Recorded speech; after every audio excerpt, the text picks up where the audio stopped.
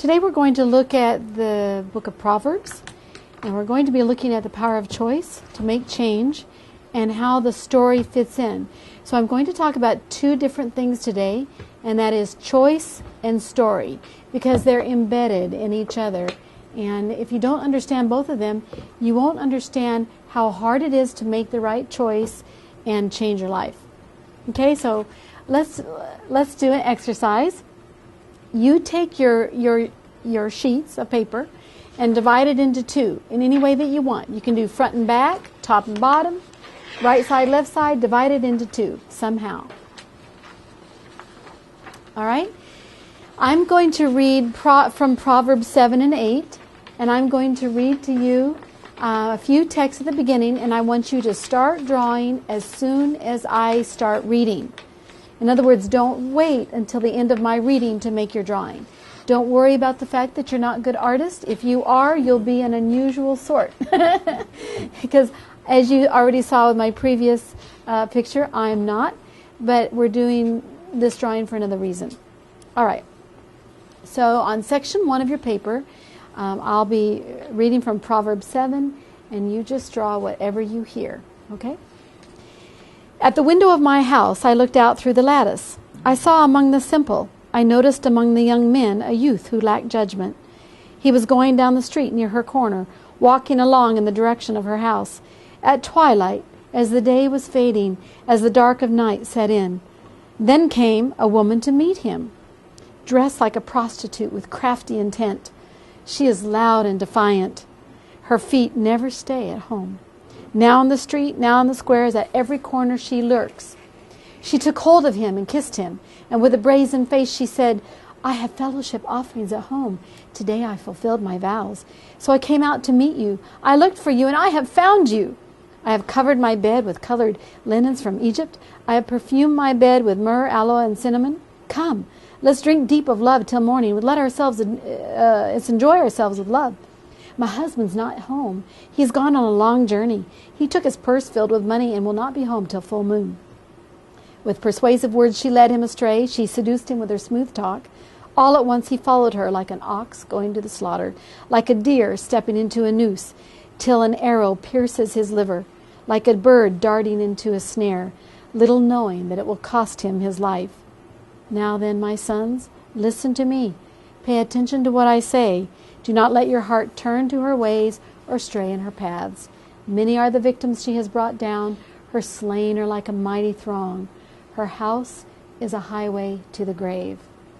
Her house leading down to the chambers of death.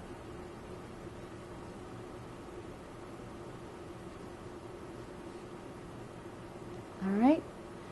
So that's one picture. Now go to the second section. All right. And draw the second picture. Does not wisdom call out? Does not understanding raise her voice? On the heights, along the way where the paths meet, she takes her stand. Beside the gates leading into the city, at the entrance, she cries aloud.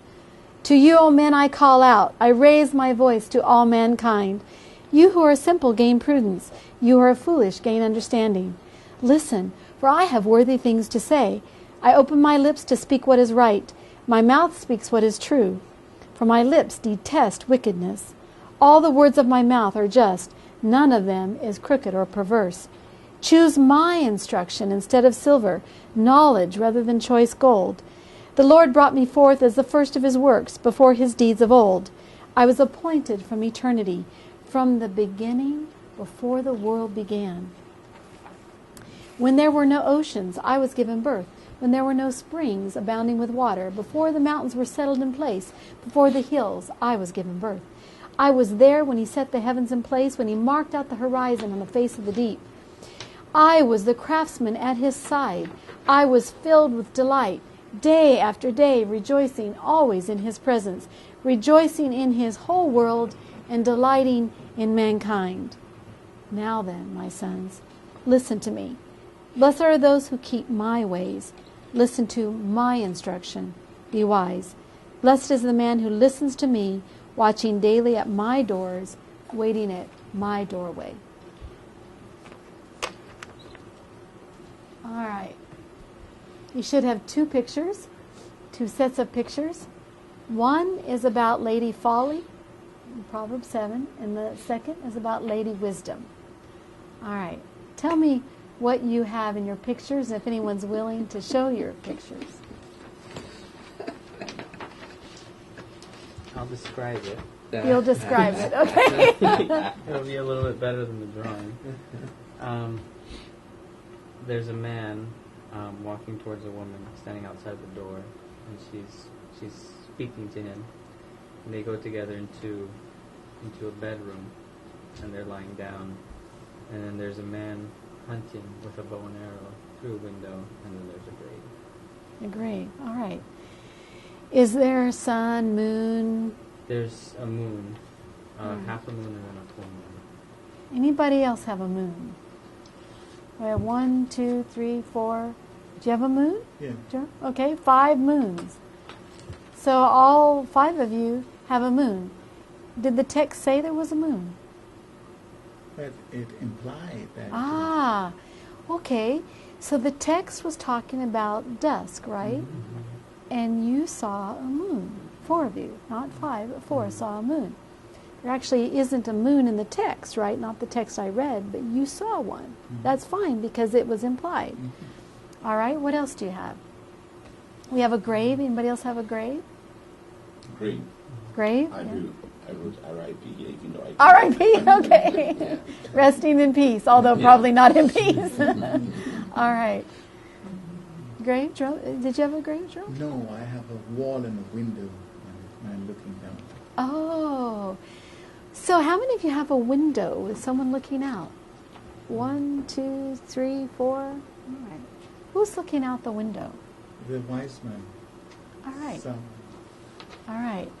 Some think it's Solomon, at least it's someone giving wisdom to a son. Sometimes that's a literal son. Sometimes it's the people that he's mentoring under him. All right. Now, is the woman waiting until he comes, or is she running after him, or what is she doing? I have her outside the house, so I guess she's running. She's calling him. Okay, so she's kind of tucked away, isn't she? Who's the one approaching her? It's the young man walking off toward her, right? Yeah, innocent little man. Okay, and then if Yeah. yes, right, okay, And I give him a smiley face there. okay, Yeah, all right. So he's like a, what were the examples? Like a, what were the metaphors there? Like a ox going to the slaughter, a deer stepping into the noose, bird, okay. Okay, so there's snares laid all around, and he's walking right into them, isn't he? Okay, what about the second picture? Anybody want to share their second picture? I have a wall, and beyond the wall is somehow a tranquil, a calm trees, and whereas the other side is it's depicted by a road leading. Okay, all right. Lady Wisdom, is she waiting in the background, or what is she doing? What's that? Yes, it does imply that she's singing, isn't it? It says, where is she located? Yes. So where the other one is kind of tucked away, she is out in front at the gates of the city. The gates of the city is where everybody passes. She is located where you can't miss her, right? So she's not hanging back. She's out there saying, it's like, I remember once when there was an accident and I wanted to stop the next car that came by because we needed help. I just stood in the road. That's probably not the best thing, but I was standing where I needed to stand to get the attention of the next vehicle. That's where she's standing. By the gates of the city, she is out there where she can be seen. When was she created? This is the only autobiography that I know of in Scripture. There are lots of biographies, but this is a true autobiography. She tells us when she was born. When was she born? That's right. Before all of creation, which insinuates what? Where was she when all of this was made? And she tells us. She said, when all this was made, I was what? The craftsman at his side. Now, wait a minute. Really? Wisdom was the craftsman at his side? We begin to wonder, it almost sounds like wisdom is saying, hey, I was there when you were created. In fact, she even says, I was appointed. And she says, I was a craftsman at his side. I was filled with delight day after day, rejoicing in his presence, rejoicing in his whole world and delighting in mankind.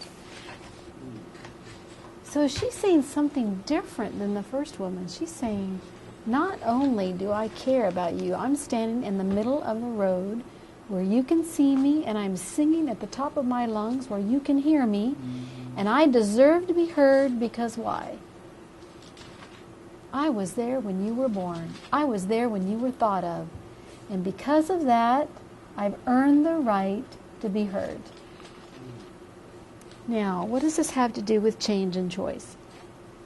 Each one of us, every time we make a decision, we are on a road. Why? Because every time we make a choice, whatever choice it is, a choice to drink something, a choice to eat something, a choice to think something, whenever we make that choice, we increase the chances that that choice is made again. And I'll explain why that is. So we're on a road. And what's interesting is I have people will ask me things like in some of my classes we talk a lot about pornography because we want young people to make good choices early. And someone will raise their hand and say, well, is it really, am I going to go to hell if I see one bad picture? We're saying, we want you to understand, it's not the bad picture that's the problem. It's the fact that that picture leads you to want another picture, which leads to another, and another. It is the patterned behavior of your life that sets the life. But the patterned behavior begins with the first choice. Because all other choices follow that. So we have the young man. He's just, the father is watching him out the window and he's just walking down a road. Is he going to meet the woman? No, he's just walking down the road. But see, once he's on the road, we know that he will what? Meet that woman. So she doesn't need to come running out. She doesn't need to be out there. He's going to get there eventually because that is the road he's on. The other woman is not even waiting. She's saying, I'm not even going to wait till you make the choice. I want you to think of me before the choice is made. Because that is the better road. Is to be aware right up front. Hear me talk to you now. Don't wait till you're halfway down any road. Listen to me now, and I'm going to stand here and speak to you because I have earned the right to be heard. And that is the choice of awareness, of wisdom. Okay, I want to tell the story of a woman on a plane. I was on a plane, and a woman turned to me, and for whatever reason, as people will do on a plane, she said something that she probably wouldn't tell most people. I say to her, hey, how you doing? Where are you going? She said, she says, I'm going to have an affair with a man that I've never met. I'm like, really? I want to say, is that the stupidest thing I've ever heard, But I tell myself, be calm, Carla, because when people share vulnerabilities, what they need is this. And if you forget nothing else, I hope you remember this. They need space to hear what they just said. So she just said, I'm going to have an affair with a man that I've never met. And I say, is that what you want to do? Well, no. She says, who wants to do that? I said, well, I mean, not many people, but I don't know. Maybe you want to do that. I said, well, why are you doing it then? She said, I'm so unhappy. I'm married to a man I thought was the dream of my life. She said, I wake up and I say, he's just a tyrant. He wants to control everything I do, and I'm so unhappy, and I don't know what else to do. She said, because I can't stand living with him. I can't afford to divorce him. And she said, I'm such a loss. She said, I just want to feel one moment of joy. And she said, I met this guy on the internet, and I'm going to go meet him.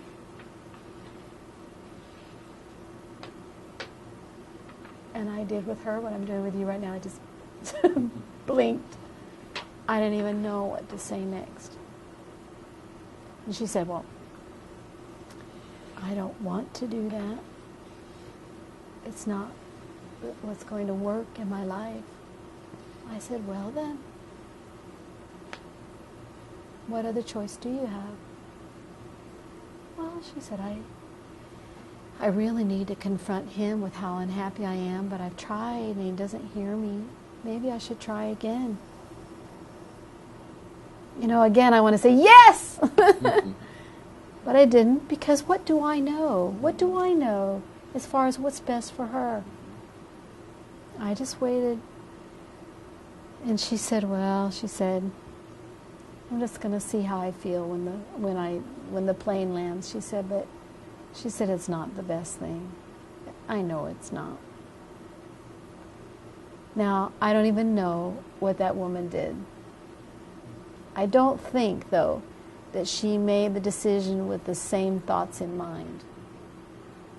Now, that's how the story happened. But what would you say if I told it this way? I once met a woman on a plane, and she was about to make the dumbest mistake, but I think in the end she didn't. Tell me which story is better. The first one or the second one? First one. Why? Why the first one? You let her lead. Okay. It's the same story, though, really. I'm telling you the same story. Why are you more interested in the first story? Because I get more compassion from you. Okay. You got to know me a little bit. You got to hear the inside of my thinking. You got to hear the inside of her thinking. You got to hear how the choice was made. I dare say that having listened to the first story would actually even impact your own choices and the way you think about your own life. The second story won't. Why? Because facts don't change us. Stories do. So we can talk about all the facts we want. Do you know if you lose some weight, you're going to have an easier time walking up those stairs? That will not change you. But stories will change. So that's why I want to talk about change and stories together. Okay. But when we're talking about stories, people tell all kinds of stories. You never know where the truth is or whose story is more important or which part of the story is more important. As an example, a couple goes on a vacation to the Bahamas. Their outbound plane is canceled. They are placed on another one. The rest of the trip is filled with fun and relaxation. When telling the story of their vacation to others, the husband focuses on the call from the airport. He says, when someone says, how was your vacation? He goes, I just can't believe they call and cancel our plane right at 2 a.m. in the morning. We couldn't even figure out how to get on a different flight. That's how our vacation was. The wife says, well, I completely forgot about that whole plane incident. We didn't wait at the airport all that long. We got right on another flight. It really wasn't that big of a deal. Okay, which story is true? Both. That's correct. They're both true. What part does perception play? Every part. Does it matter which story is more accurate? No, because each person's story is true for them. Why did they each choose a particular focus? That is the question we couldn't answer if we had 1,000,000 years. Because so many different things go into them choosing to focus on that particular part of the story. Has to do with how they were raised, has to do with what their personality type is, it has to do with their attachment style, has to do with trauma, what trauma they've had in their past. It has to do with kind of families and what kind of families before their family of origin. It has to do with what they've been drinking that morning, whether they ate breakfast. I could go on and on and on. That's what goes into deciding. Has to do with whether or not they're depressive or more optimistic. And on and on and on we go. Does the difference matter? Of course the difference matters, because the story you tell impacts the behavior that you will exhibit. Okay, I'm going to skip that story. Tell you the story of Denise, and if you'll watch the pictures here, you'll see that Denise has breast cancer. This is her husband, and she has a daughter. When I asked Denise to draw a picture of her cancer, she drew a little person up in the corner with smiling people around her, and I thought, okay, this is not right. Until she told us, me, that she said, I'm drawing this because it was a very positive experience. People drew around me. She said, I never realized how much I was loved until I got cancer. She said, sure, there were difficulties, but the overall thing was positive. When I went in and talked to John, John drew this story. You can see he drew the tumor up in the left-hand corner. He drew a person in a bed receiving chemotherapy and an empty chair. And then when I asked John where he was, he said, oh, I'm there, right there in the chair. In the chair? Right. It doesn't look like there's anyone there. That's what it was like for him in his mind to be there, is that there was nothing he could do, and so it felt like he was absent, even though he was there. And it shows up right there in his drawing.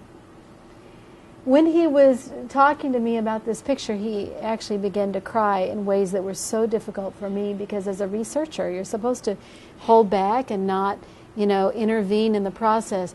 But this man was weeping as he talked to me about this, his perception of the cancer.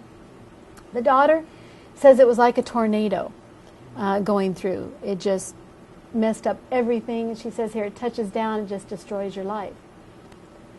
Now, what's interesting is I asked them then, after they had each drawn their pictures, none of them had seen each other's, I asked them then to draw their picture together. Now, I'm going to walk over here and point out different pieces of this picture. She drew her part first on this piece of paper. When she drew this almost exactly like she had drawn it before, the husband looked at that and he said, what? He said, it was a good experience? She was currently in remission. He said, I don't understand. She explained it all. And then he said, okay, I can see that. And he drew with his same brown pencil, because it was a black gray pencil that he'd used before. He picked up that pencil and he drew all the people in the family and the dog dish, and then later drew their arms around each other. You can see their arms around each other. He said, yeah. He said, I can see. Yeah. He said, there were some positive things to it. Well, the daughter still drew her tornado when she picked up her pencil, but then she drew a tree in front of it. She said, she said, that's true. We had positive things around us that helped protect us from that tornado. Here they drew the healthcare staff, and there was one female physician, and then someone, I can't remember who, drew God in the sky as a part of that. Now they're telling their story differently as they hear each other telling it. When I left, John said to me, he cried again with me, and he said, Carla, he said, thank you, thank you, thank you. I said, for what? Because I hadn't done anything. I had only asked them to tell their story together. He said, you helped me. He said, by hearing the entire story, it helped me to realize that there is hope. We can go forward together as a family. Now, do you think the change in that story will change his behavior? Of course. When your story changes, your behavior changes, and it follows the story that you're telling. Okay, so in order to understand how these stories work, I'm going to go into how stories work and the different layers of the story. All right, now I want you to tell me how you feel when I read this to you. Okay, are you ready? What is your favorite movie? The answer is, favorite movie? Let me see. Haven't seen many movies lately because I've been so busy. I never thought this job would take so much out of my life. Wish I had more time to see movies. Like my kids, they love to watch movies. Not sure what my favorite movie is. Maybe Godfather. How do you feel when I read that out loud?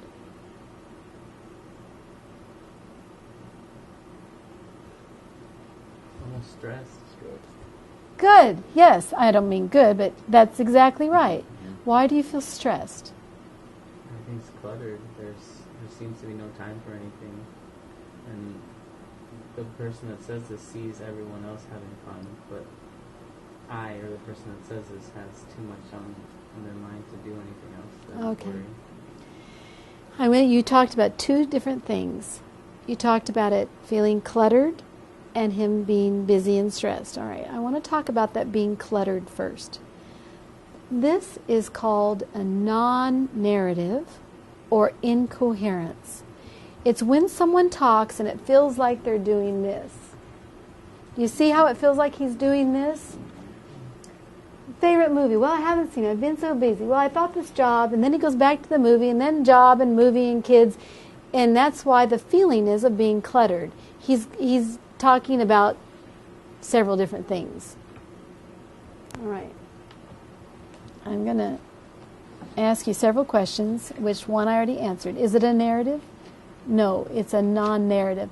A narrative starts at A, goes to B, C, D, and you're very sure that the question has been answered at the end of it. Is the answer obvious? Okay, we have one person that says yes, one person that says no. We'll see here in a minute. Is there a second story thread that suggests a larger issue? And you've already answered yes. Okay, so let's look at those. It's not a narrative because he's actually telling several different stories. He's telling the story about a movie, and that's in the white. Favorite movie? Haven't seen many movies lately. Not sure what my favorite movie is. Maybe Godfather. The second story he's telling is in blue. I've been busy. I never thought this job would take so much of my life. Wish I had more time. Okay, that's the second story. Now he's telling a third story, like my kids. They love to watch movies. Now he's not telling the story about him and movies. He's telling the story about his kids and them having time. So we actually see that there are three stories going on here all at once. That's why it's not a narrative. He starts at A and ends at D, but he goes other places in between. All right. Now, the next question is there an answer? He even tells us he's not sure of the answer. Do you see where he says not sure and maybe? But because when I'm reading, sometimes you miss those qualifiers. He actually told us that he was not going to give us the answer, or that the answer he gave us might not be the right answer. But it was easy to miss. Do you see what I'm saying? Everybody with me here? All right. The next question that we've already gone over is that there are several story threads here. He's telling several stories all at once. Okay.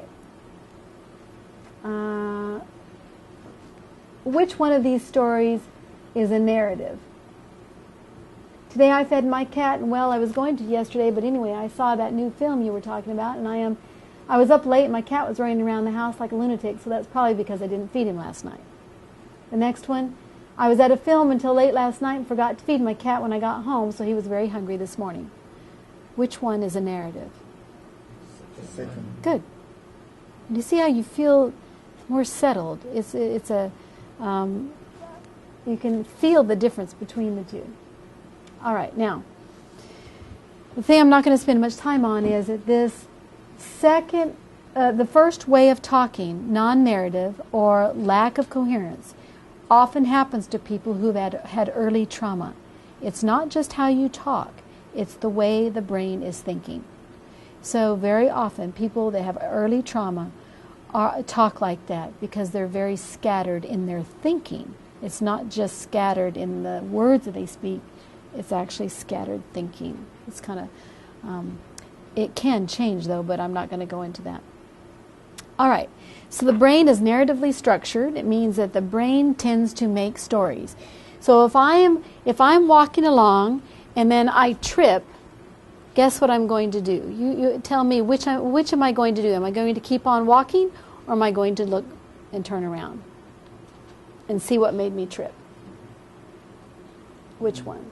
What made you trip? That's right. Why?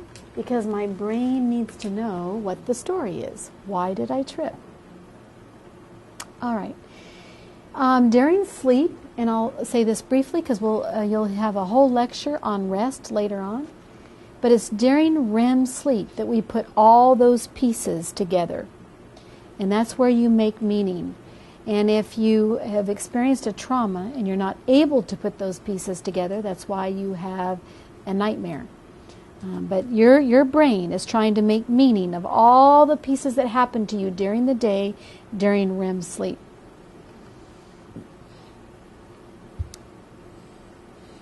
All right. Now, every time we tell a story, we leave some pieces out and we add some pieces. Sometimes we leave pieces out because we don't want to remember them. Sometimes we leave them out because we don't remember them. But for whatever reason, when we tell stories, sometimes pieces are left out. But our mind is still able to make meaning even if things are left out. So you've probably seen this, but read it with me. The phenomenal power, everybody with me? The phenomenal power of the human mind. It doesn't matter in what order the letters in a word are. The only important thing is that the first and last letter be at the right place. The rest can be a total mess, and you can still read it without problem. This is because the human mind does not read every letter by itself, but the word as a whole. Absolutely amazing. That's what your mind is trying to do every day of your life. Okay, it takes this piece which it understands. There's some pieces that it doesn't quite understand. Here are some pieces that it understands, and it puts it together in a story. Okay, so in order to make our stories work, we often leave bits out that hurt us or that don't make sense or we don't care to think about. And sometimes we add things that simply aren't there. But we really think they were. We really think that we saw them. That's because our brains are plastic. You've heard the word neuroplasticity. That means the brain can actually grow new neurons in response to how you think. Okay. So I'm going to go over here and talk about phantom limb for just a little bit. This area, this is your cortex, and this area of your cortex here is connected to your hand, or your arm, your hand, and your forearm. Okay. Now, let's say that you have a stroke, and this area, you can't use your arm. Let's say that you have a stroke, you can't use your arm. Okay. Can anyone guess what you might do to relieve the itch that you now feel in the arm that's not there? It used to be called phantom pain because we thought people imagined it. That's why it was called phantom pain. It's like a ghostly kind of thing. Maybe you're imagining it. Okay, so guess what you might do by looking at this picture. Because this cortex, the lower part of this cortex is related to your face, the upper part related to other parts of your body. What might you do if you're experiencing the itch in an arm that is not there, based on this picture? See the picture. Twitching your eyes or facial movement. Good! You've caught it, Jerome. Your neurons do not like to be inactive. So this cortex now, where the stroke was, the neurons from here will grow into here, and the neurons from here will grow into here. So where you feel the itch, you think it's on your arm, you just stroke your face, you might relieve that itch, because now it's this neuron that's connected. So this is a very exciting thing in neuroscience, is to find out what we thought is untrue, and that is we thought that once you got out of childhood that your brain stopped moving and stopped growing. That is simply not the case. But the question is, if you tell a different story or think a different thought, will your brain grow a different neuron? And the answer is yes. That when something new happens to you, something novel, something different, your brain will go into a different pattern, will do a different thing, will grow a different neuron. Okay, why is this so interesting? Let me see if I can get to the part. Yeah. And I'll end with this. I'm about halfway through the lecture, but we'll finish the lecture the next time we meet. All right, I got a phone call from my sister, and my little nephew had to wear a patch over one of his eyes, over his, I believe it was his right eye. Yeah. And my sister told me that the reason he had to put a patch over his eye is because his left eye had stopped working. I'm going to just put it in lay language. He could actually see, but not well. Now here's the interesting thing. There's actually nothing wrong with his eye. But let me draw it here, if I can walk over here. Here's his eye. And we'll put his brain over here. Okay, this is his brain. All right. This is his pupil. From here to here, there are two things that help you see. One is that you have an eyeball, right? And the cornea is not the cornea. Retina. The retina, thank you. I couldn't think of it. The retina's back here. One is that you have an eye. The other is that there are messages going from the eye to the brain. It takes those two things and many more to be able to see, right? His eye is okay. But his brain, these connections between the eye and the brain are not working as well. Why? Because his other eye is over-functioning and the left eye is getting lazy. So because he's not using it, the brain thinks it's not there. And here's the really interesting thing. He could actually go blind in that eye if he lets this continue. And the eye is perfectly fine. Because he's not using the roads. You see what I mean? All right. When you are first come into the world, you have every possibility for every road. The ones you stop using start getting weaker and weaker and weaker until it's almost impossible to use them again. An example of that is language. I never learned a second language before I was an adult. And if that's the case, it's really, really hard to hear a different sound. If you learned a second language before, while you're a young person, it helps your brain know how to hear a different sound. And it's easier for you to learn any language, any second, third, fourth language later on, even if it's not the one you learned when you were younger, because you developed those connections to the brain. All right, I'm going to skip that. I'm going to end with this. There are several reasons why we stop seeing. There are several categories of reasons, and I'll finish this later. The first category is attachment, because there are certain kinds of attachment that affect how you see the world. Second is trauma. Trauma will affect how you see the world.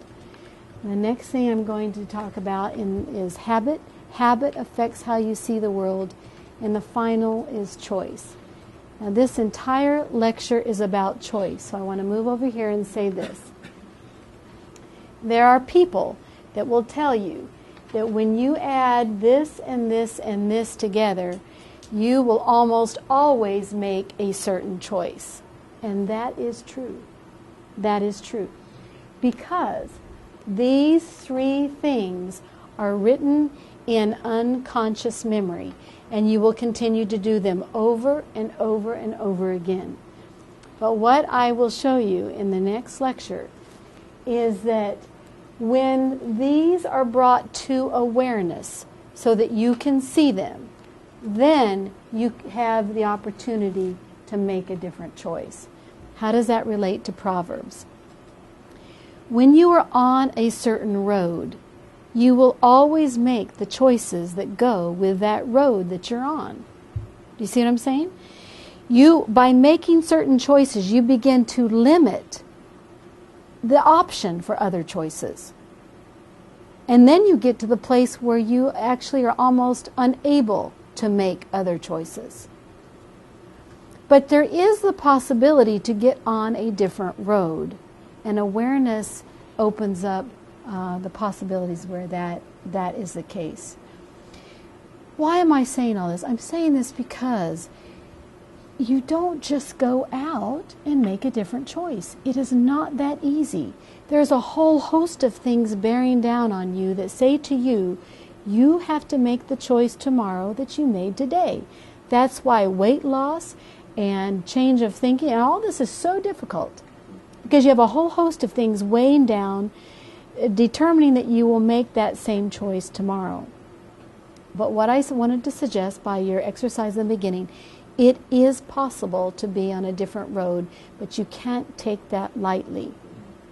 You have to, we have to be very respectful of how difficult that choice making is and all the things that go into making a different choice. Okay, we'll talk about that later. Thank you.